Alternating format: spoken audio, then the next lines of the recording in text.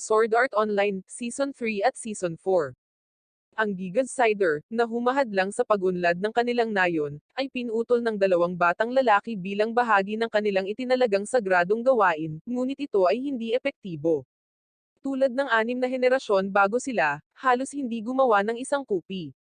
Sa sandaling dumating ang kanilang childhood friend na si Alice na may dalang tanghalian, bati sa blonde na si Eugeo at isang batang may pamilyar na itim na buhok si Kirito. Naalala nila ang isang mythical hero na, habang tinutugis ang dragon na namamahala sa hangganan sa Dark Territories, ay nakulong sa isang kuweba ng yelo. Maiiwasan nilang lumabag sa mga batas na nakabalangkas sa Taboo Index hanggat hindi sila lumalampas sa hangganan. Pagpunta nila sa kuweba, nakadiscover sila ng sapat na yelo upang mapanatili ang buhay ng tribo magpakailanman. Natuklasan nila ang Blue Rose Sword at ang mga buto ng Ice Dragon na napapalibutan ng isang